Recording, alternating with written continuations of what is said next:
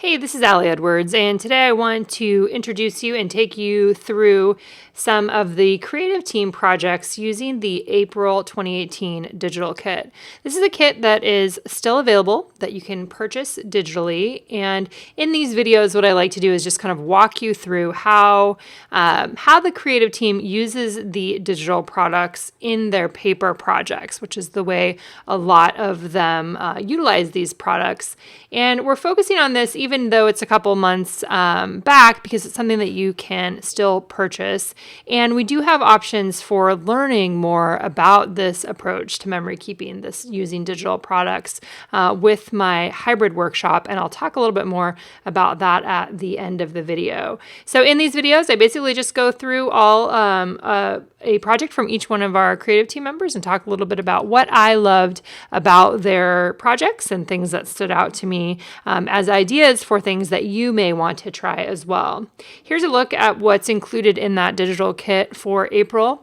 All of these include cards. There's 3x4 cards, 4x6 cards that you can adjust the size if you are working with them digitally. It also comes with a digital stamp set and then a chipboard set as well.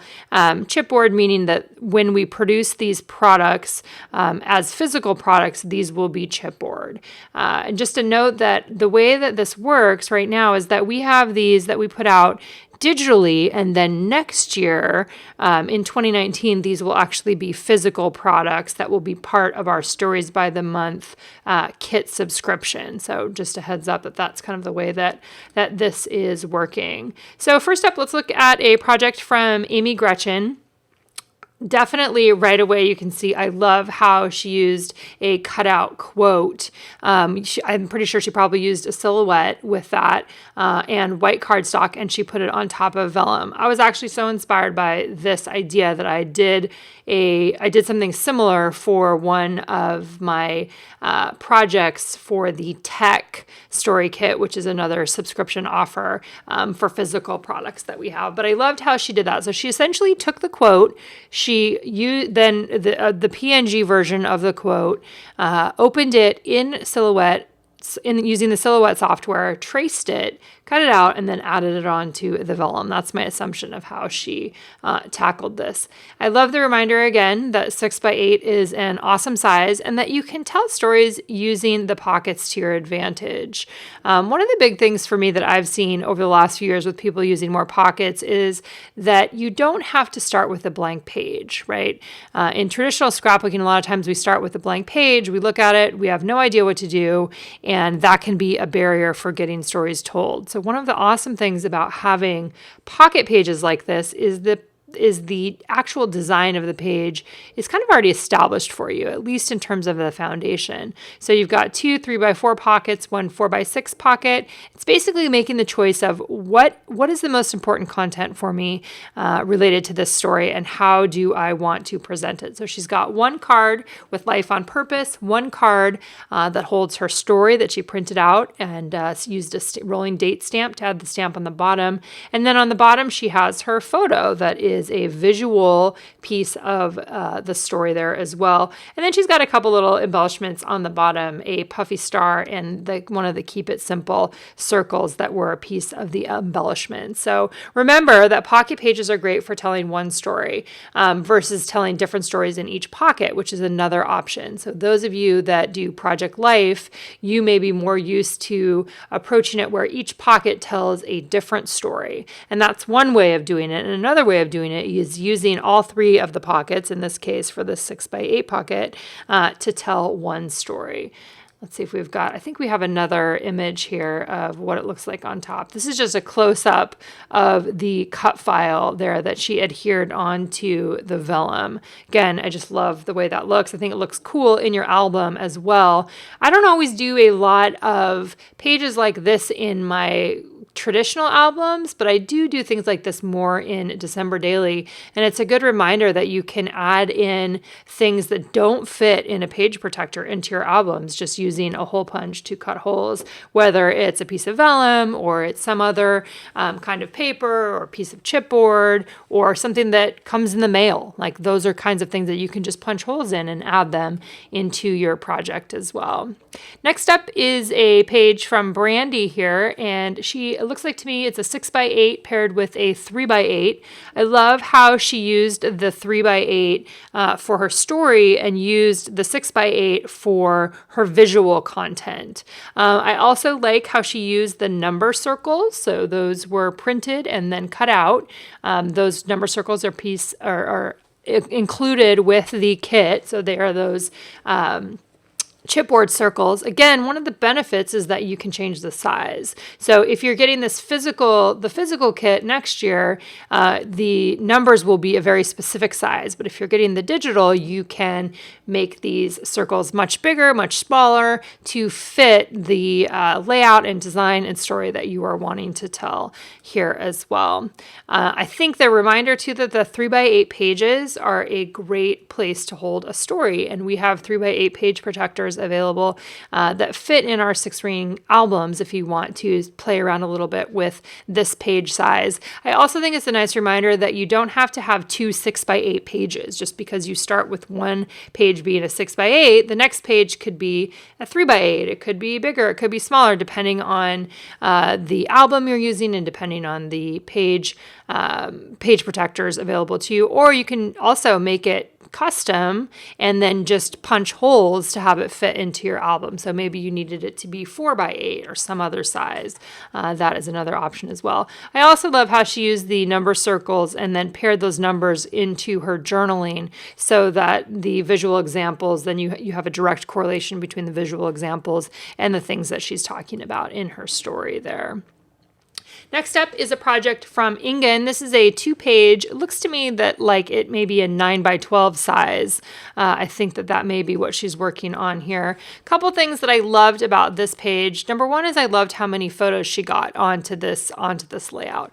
And I like how they're all photos from the same event, but all of them tell a little bit of a different piece of the story. Excuse me. Some of them, her people are looking at the camera. Some of them, they're looking at each other. Some of them, they're engaged in action. I just thought it was a really fun look at this adventure that they were having. And I love how she really made sure that she started with the story. So you can tell that she did the story part first to be able to fill in all of that space and then built her photos around that. I think that turned out really cool.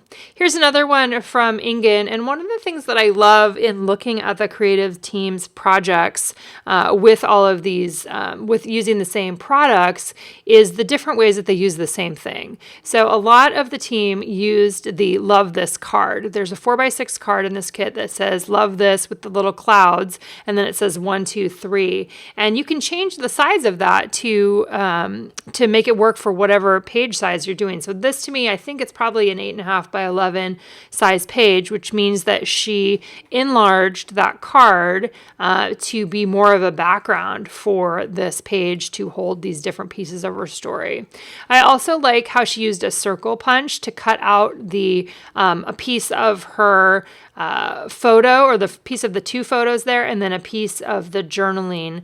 It's always been one of the things that I like to do because I like having circles nested inside other circles.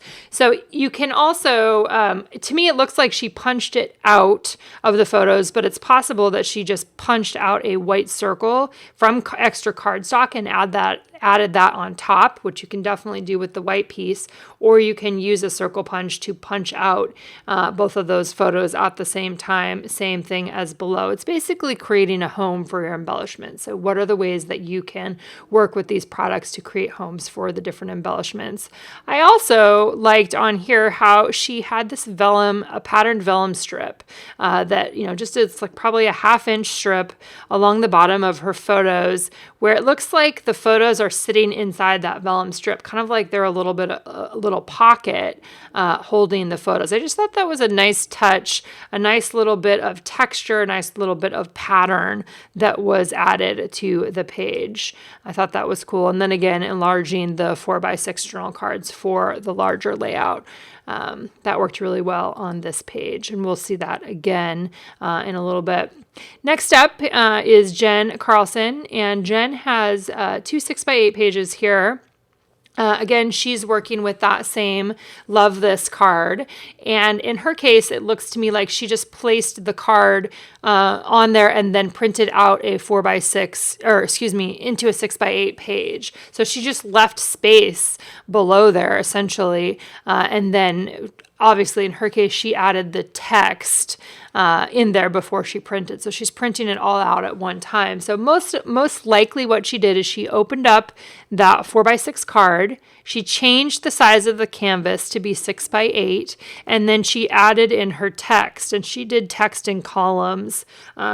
Text in columns there, probably building one column, then another column, and then another column, and having her text flow through those columns. But another thing to point out here is you can tell that she changed the colors, and I think I mentioned that. But that's one of the great things about digital as well, is if you don't want to use the color palette that I'm using, you can always easily change the color by using the eyedropper tool or by using the direct selection tool in Photoshop, which are things that I teach you how to do in that hybrid workshop as well. The one other thing I wanted to say about Jen's page I didn't have on there was I liked her combination of photos where she had, some of them were action photos, some of them were looking directly at the camera. I think it tells an even better story when you can have different points of view, or you're showing different pieces of the story. Like, here's what it looked like in action. Here's us looking at the camera. Here's another one of a different view. I just feel like that tells a richer story overall.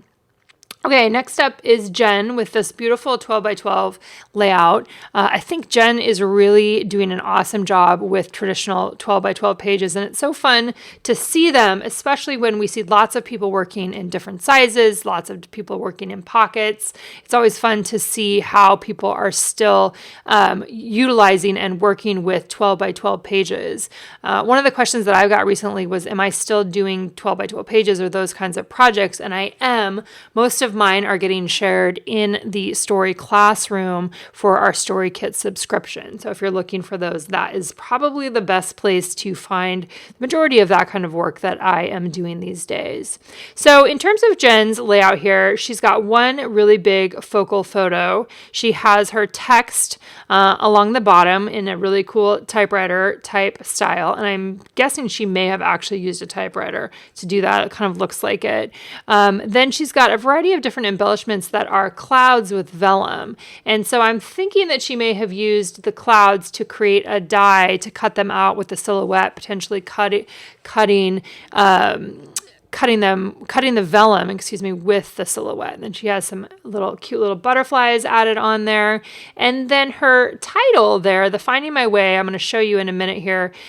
She did a really cool thing with the title, and it's hard to see when you're looking at it from this angle, but I'll show you a secondary image in a second, because what I think that she did is she potentially printed this photo twice, and she cut out the Finding My Way, and it's actually lifted a little bit up off the back of the page. It was a really cool technique. Again, that's hard to see, but I'll show you on the next close-up image. And then the little vellum clouds, like I said. And again, the reminder that with digital, you can make your embellishments any size you want. You can make them larger. You can make them smaller. It's definitely one of the benefits. So here's a close-up look at her title. And you can see there that it looks to me like she potentially hand cut those as well. It's kind of hard to tell. She may not. She may have run it through the silhouette. It may not be on photo paper. It may be on some sort of other kind of matte paper. I don't always ask everybody questions. Sometimes I'm just guessing at what they're doing based on my own experience. But I love how this turned out, and I bet this looks really, really cool in person to have that. The pieces of the tree there with the writing, with the white type or the white handwriting on there, and have it be lifted up creates a really nice dimensional aspect on her page as well. All right, next up here is a 2-page spread from Jenny, again, 6x8. So she's pairing one full page 6x8, which is mainly her story, paired with these a pocket page, so the 2 3x4s and the 1 4x6. I really like, one of the things I really noted about this one is I like, again, so she's taking one of the 4x6 cards and turned that into a 6x8 simply by just changing the size of her canvas, adding her text on there, there, then printing it out. She cut out the April using the Silhouette, so tracing that file in the Silhouette software and then cutting it out with her Silhouette. I like how she has this April spring cleaning title, and then on her second page, she has the less is more circle cut out, and it looks like it might have actually been printed on vellum as the subtitle or the secondary title. Again, this idea that you can have one page dedicated to story and another page that's dedicated more to playfulness or playing around with the product or just things that are pretty. You can have both the things that are pretty and look cool paired with a longer story that really kind of goes into more detail about whatever it is that you want to be talking about. So again, digital also allows you the freedom to adjust the opacity. So that's the fullness of color saturation, which is a great way to change the mood of the story. So she changed the opacity of those clouds, which meant that they're not as bright as they were originally. And then on this photo here, I'm not sure, she either has, what it looks like is that there's a piece of vellum that's on top of the picture, but it could just be that she muted back the that card with that text on it or with the quote on it, and then overlaid that on top of a photo in Photoshop before she printed it out. So there's a lot of different ways to kind of achieve the same sort of thing there as well. Next up, we have a 2-page 6x8. These are all 3x4 pockets, and this is from Jess. And a couple of fun things that I wanted to point out here. I really like how she did the title repetition. So not only did she just do 1, 2, and 3 on there to show the flow of her story, she also had just left those the big Easter memory titles on there. I just thought that was cool. It's not something that I would have thought to have done, and I really liked how she did it because it has a nice repetition over the course of the whole page, which I think goes really well with the white border photos. And I really like also that she just did 2 pockets of the same card. Another advantage of digital there is that you can print out multiples of the same card if you wanted to use them in that way. So she's got 2 pockets there with those April cards. Really fun, just cute photos too. I really liked seeing those photos as well. Next up, we have a 2-page 6x8 from Kelly. And again, Kelly's running with this idea that I love, and you guys are going to hear me talk about over and over again, is that one page can hold your story and one page can be your photo, right? And your photo can have other embellishments or other play things on them. It's really up to you, but this goes along with this idea of starting with story and having your story be the emphasis, the focal point, and that you often literally are doing the typing of the story first before you're putting the rest of the page together. So Kelly took that April Stories card, and again, it started out as a 4x6 and simply enlarged the canvas to 6x8, filling in the rest of the color. So I'm assuming she probably used the eyedropper to grab the color of that peach pink background and then filled in the rest of the canvas with that same color before she printed it out, added her text, and then printed it out as well. So going big with a close-up photo. Kelly has really beautiful photography, so it's always fun to see what things she comes up with. And I really liked her story here, where she's kind of talking about decay or, these things. She's talking about a shrub being damaged, and then she's relating it to some of the risks that she was taking in her own life. And I am really attracted to the idea of taking pictures of things that have been decayed, especially natural things or things that are decaying or wilting or, things that are showing progress or the natural process of life, kind of death and rebirth that happens a lot in the garden as well. And I think that's a great way to show a visual pairing for the story that she's telling. So it doesn't always have to be a photo of yourself, that there's lots of other things that you could take pictures of that will illustrate the story that you want to be telling.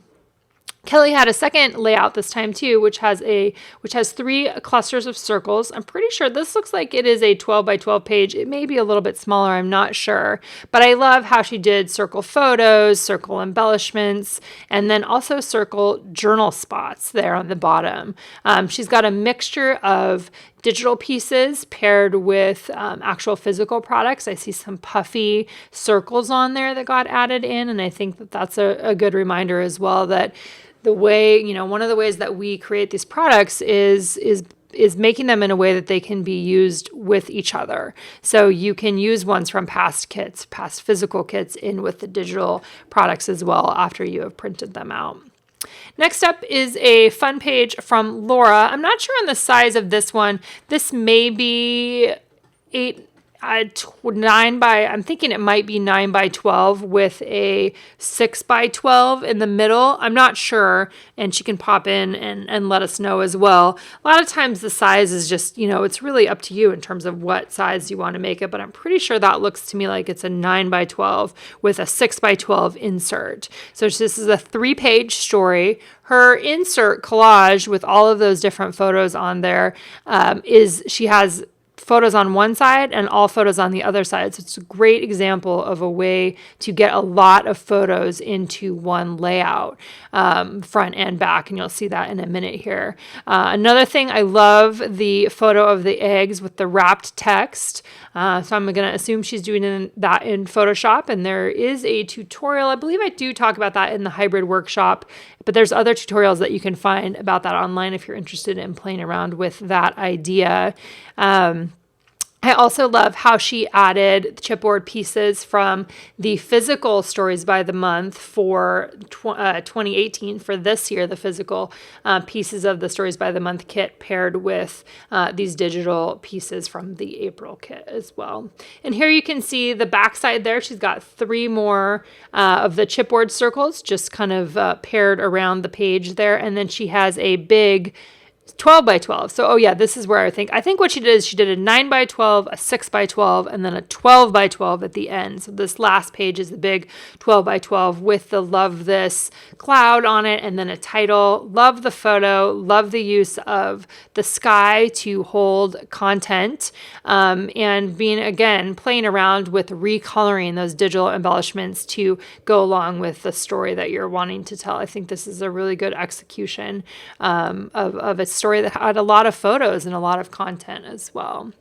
All right, Laureen is up next, and one of the things that I noticed right away on this is just really awesome photography, right? Really pretty close-up nature style photography for her story about talking about getting outside. And then you can see she's got a bunch of circle embellishments paired with regular stickers. So the black and white stickers are from another kit. I can't remember which one right now, but another one of our kits.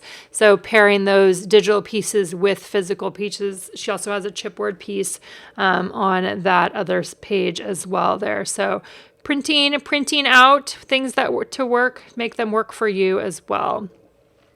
All right, next up is a project from Lisa. This one, I believe, this is in Project Life divided pocket pages with a 6 by 12 insert there. One of the things that I noticed right away is I really love the reminder that you can have a whole page of pockets with just photos and then have an insert to include more details. So sometimes I think we feel like it has to be one way or it has to be another way. It has to include words too, or it has to do these other things. Whereas sometimes you just want a page that's pretty much filled with all photos and one card in there that gives a nod to the story or emphasizes one piece that you're wanting to bring out of the story. I also love how she added physical embellishments on here from past kits as well. And I love how on the insert she has more details. So on the insert, she's telling the story of right now related to these photos. She's using the digital circles. To me, it looks like that is one full 6 by 12 page that she printed out and then slipped into the pocket on this insert. And then here's the back. So on the back, she's got a full page 6 by 12 photo with the Easter Memories digital word art printed on there and the story printed below. So that's all happening at one time. She's adding those on there before she prints them out. I think that's a really great, another good example of a way to use an insert where maybe you want to do a collage or you want to have multiple photos on one side of the insert. The other side of the insert could have, a really long story. It could have an enlarged photo with a little story, lots of different options there. And that backside is the one that tells more specifically the Easter story for their family. Okay, next up is Mel, and Mel is also using the Love This with the number 1. This is a great example of where she took the word art that was on there and used that to create just one column of text, whereas she could have used all 3 of them. She's making it work for the story that she wants to tell and creating it visually in a way that she wants to play around with it. So she's got the Love This there with the number 1. She's got some chipboard pieces on there. She has a gold heart, a gold puffy heart. And I liked the story as well, which I thought was really great, where she's talking about this project that she wanted to embark on, a 100-day project, and talking about kind of the real life things related to it, like where she was having FOMO and how she felt about it and she wanted to do something. And then the resolution at the end is where she decided to do 100 days of Where I Stand, which is a really fun way to approach that project as well. Next up, we've got Lori here, and she works in the 9x12 size for Project Life. And one of the things that I love, there's a couple things I love about her. I think her aesthetic is really pretty in general. I really like the white. You guys know that I like white in my designs. I also like how she's using the monthly details card. So for each one of these monthly kits in 2018, I'm doing the same card each month. So you're getting, there's one, a January, February, and March. So that's included in each of the digital monthly kits this month that will become the physical kits next year. And I like having something like that is repeated each month. It is something that links it all together, and it gives you something to focus on because it has some directed journaling. So what are you loving? What are you watching? What are you listening to? What are you eating? What are you drinking? And where are you going in this one particular month? I also liked seeing too, she's got the April card printed out there with April, multiple times on the card itself. And then it looks to me like she stamped things I love about April and then the current little favorites on there, which I think that those are coming from the physical Stories by the Month kit for April this month. Again, I always love seeing the mix of digital and physical, the mix of the products, the mix of digital pieces that are printed out and then added onto the page, and other ones that are, printed with the photos themselves. So it's just fun to see how people play with different pieces of the projects. And then last up here for April 2018, using the digital kit, is a project from Teresa. Teresa works a lot in traveler's notebooks, so it's always fun to see how she modifies things to work for her. So again, she took the Love This card and enlarged it to fit inside of the traveler's notebook, whatever that size is, I actually don't even know, and printed out, and then she hand wrote her journaling in there, which I think this is a cool example to see compared to other people who are adding the text before they print it out. So just another example of a different way that you could do something. She's also pairing it with instant photos, and I'm pretty sure that those blue ones you can purchase those for. So when you actually print out your photos from your Instax, if that's the same one she's using, that it comes out with that blue background instead of a white background. So it's fun to see how different people use the different things. So that's a look at projects. There's a Traveler's Notebook. Yeah. Look at projects using the April 2018 digital Stories by the Month kit. And here's a look again at that workshop that I wanted to remind you that we have available if you're looking for a more in-depth walkthrough of ways that you can you can use digital products to create physical projects. This is like a class that goes through things that scrapbookers would want to learn and want to use for doing this kind of memory keeping. And lots of great reviews on this class as well. So if you have more questions about that, I'm happy to answer them. And we should be back again here with some more examples soon.